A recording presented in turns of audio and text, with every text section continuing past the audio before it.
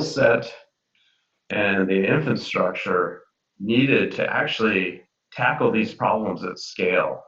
All And right. I think that's something that this sector is really good at, is tackling We large are problems in that are really system level problems, and bringing together the right technologies, the right people, visibility is the right teams much. to be able to really address something that is very complex and very hard for a small organization to really deal with appropriately. Um, the aerospace industry is really good at complex system engineering, and I think that's some of the things that it's going to take.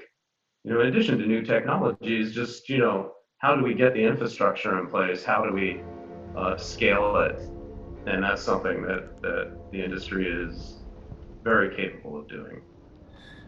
So this intervention, if it's to take place at scale, could really play out in all sorts of domains as far as aerospace and defense is concerned. I mean, from what you're saying, there's science and technology at the sort of left-hand end of the spectrum, which could be brought forth and brought through.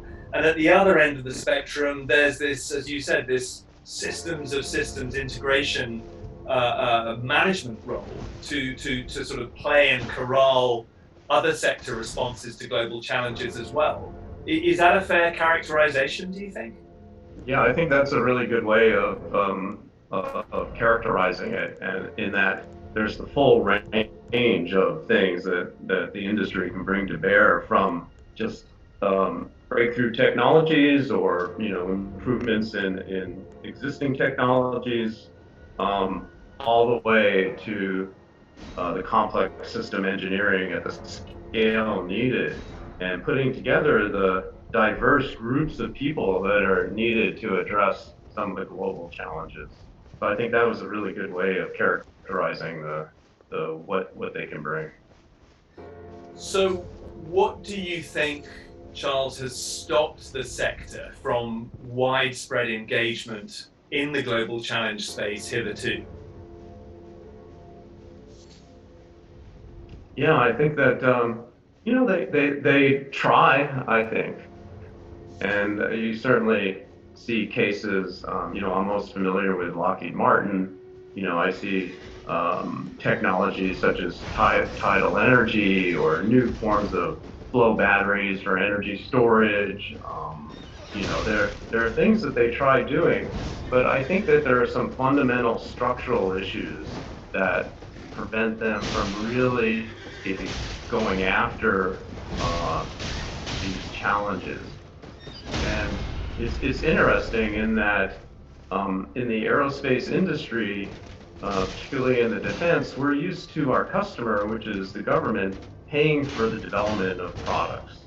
So, for example, with the F-35, the government has paid us to develop the F-35, and then they buy the F-35s that they paid us to develop. And this is in sharp contrast to commercial market space, where you put your money at risk. You think that there's a market for the product that you have, and based on your best estimate and knowledge, you develop that product, and then people either buy it or not. Well, the defense industry is not used to putting their money at risk. That's something that it's not that they don't like risk. They handle a lot of technology risk. It's like very risky things they're doing.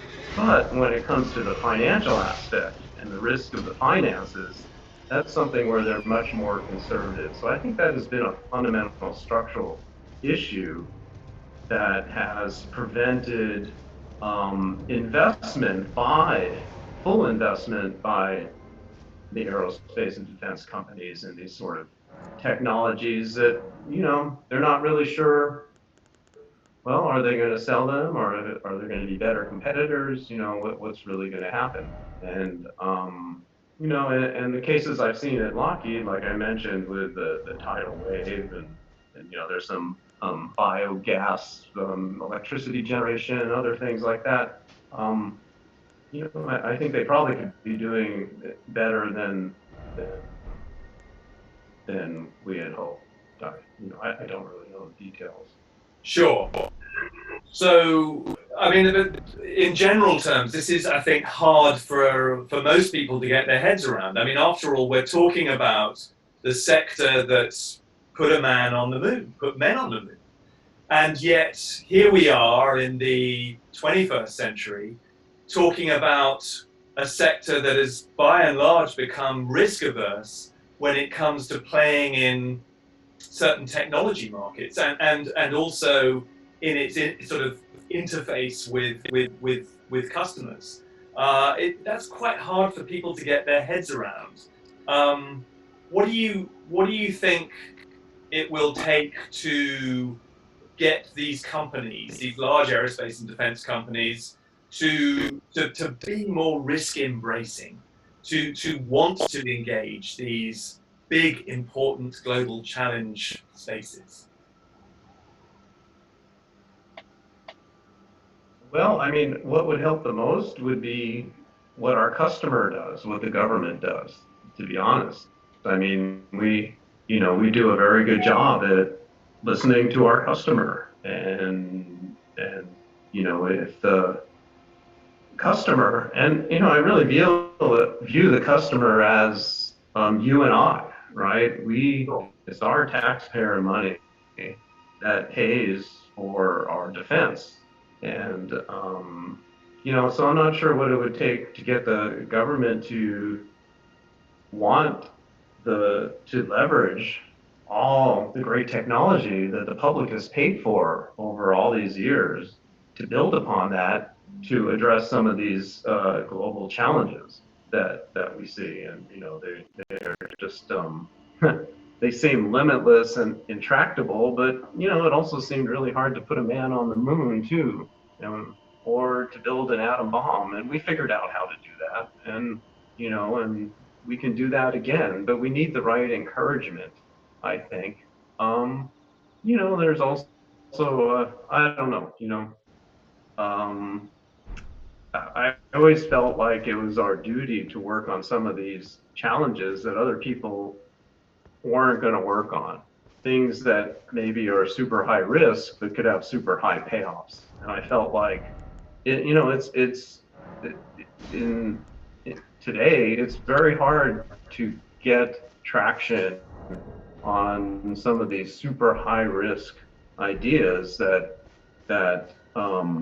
might not work. I think of things like harvesting forces from vacuum fluctuations, and coming up with new types of propulsion, and maybe a breakthrough way of energy storage, things that people have good scientific basis for, but does it really pay off or really turn into something in the end? Well, it's probably not going to be in the kind of 3 year, 5 year VC timeframe. It's not. You don't see the corporate labs like we used to have, like Bell Labs or Xerox PARC, where a lot of the things that we love and use today were developed there, and there wasn't as much. There's a little more freedom to pursue some of these things that are disruptive and not really known.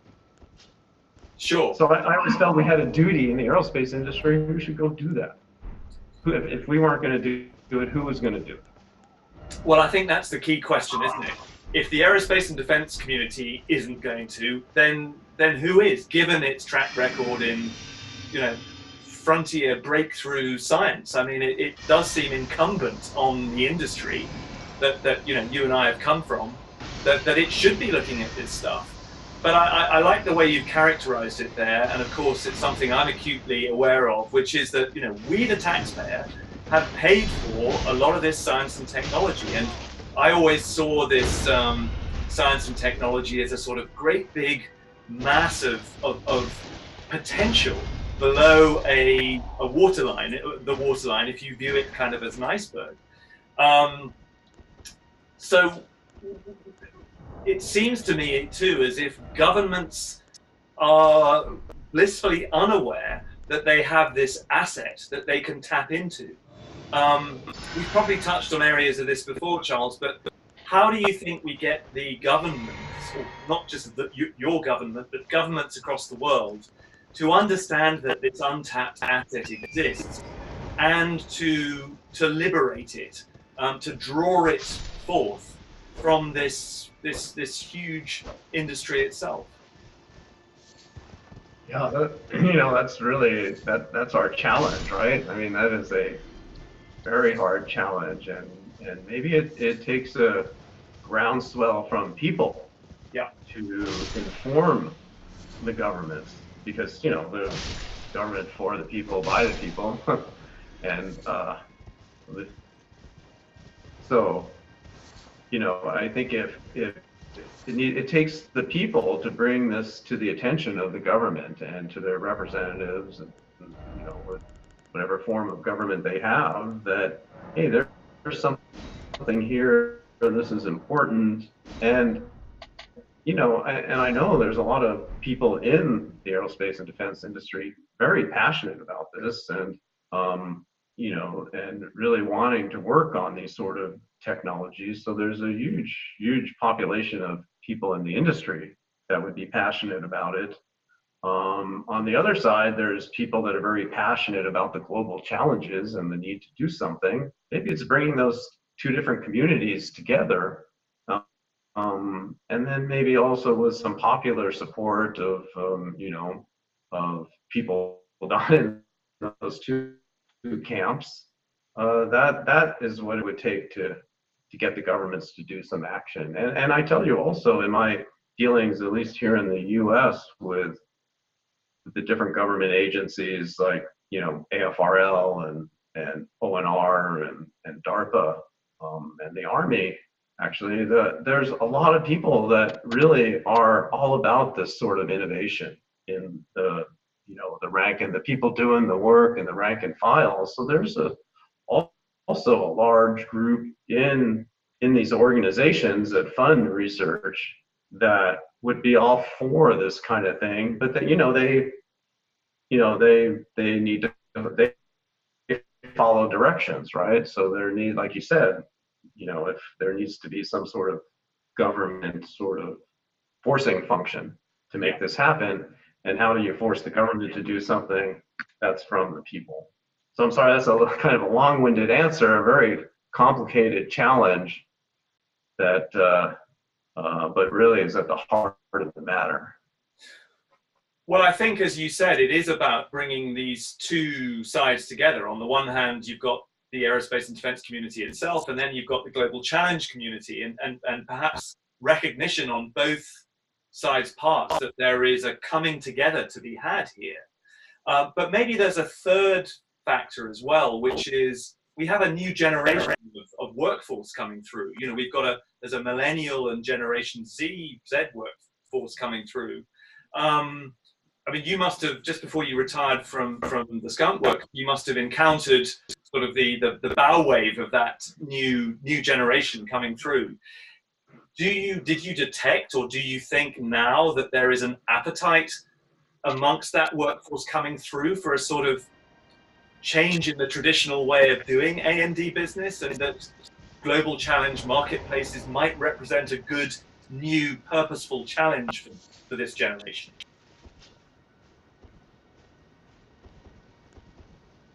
Yeah, I must say that I found that the new folks coming into the industry were really pretty amazing.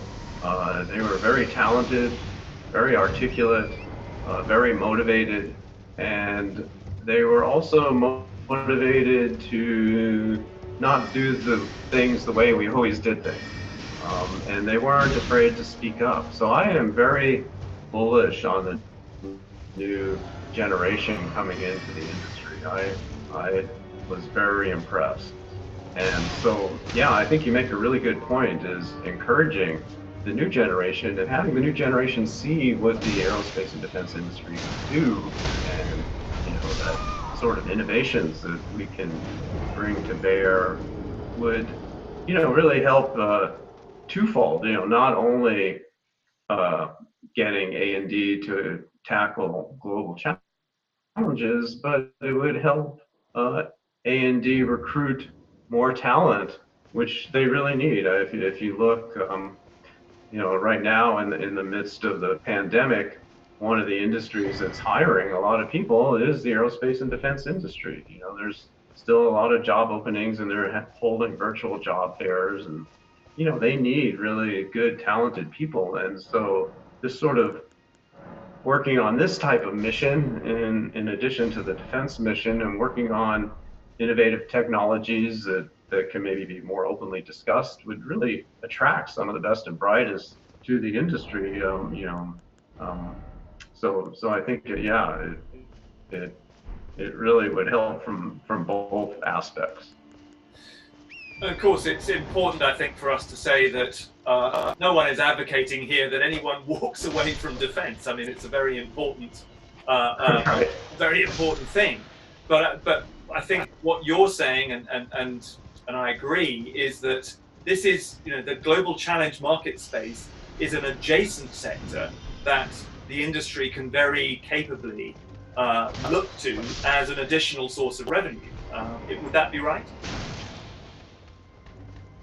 Yeah, that's an excellent point. It's not a completely altruistic thing that we're talking about here. There is a huge market, and the market is only going to grow as time goes on. And I think that, in my mind, the aerospace industry would be foolish not to get on top of this market, because they could be a really major player in this market, and they can make a lot of money. And that's another aspect, is trying to get aerospace to focus on this sort of thing, is bringing to bear, pointing out how large the market actually is. It's trillions of dollars. It's not a small market. It's going to be more than $1 trillion market.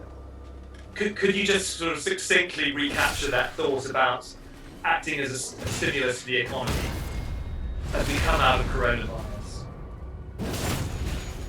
Yeah, I think that the pandemic has given a lot of people a chance to consider what they're doing, consider what's important, consider maybe some structural changes that could be made to really improve society and people's lives. So I think it really opens up what I like to think of as a soft spot. And I can't think of a better time to try to encourage this change or this additional function of the aerospace defense industry than now. I think that it's really maybe a really prime opportunity time to try to take on that challenge and encourage some change. But finally, Charles, do you get a sense, and this is not a question just for aerospace and defense people, but for all of us, do you get a sense that here we are wrestling with pandemic, it's a huge seismic challenge to us all? Do you get a sense that coming out of this, there'll be an appetite for new ideas, change, new opportunities? I mean, we touched on that already, but sort of almost like a new mood to try and create this better world that what we've been talking about. Yeah, so I really think so, and I'm always the optimist, and I hope so, because we certainly can make things better for each other, and that's kind of the function of the nonprofit that we have is called the UnLAB, and it stands for Unlimited Abundance, and we really believe in that abundance truly is unlimited. And I think that this pause in society will help us reconsider what it really means to have abundance, and maybe work a bit more together on creating that abundance for everybody. That's what I'm hoping. Well, that's a fantastic sentiment to end on. It's been great talking to you. Thanks so much for this. I'll look forward to catching you soon. Take care, Charles. Thanks so much.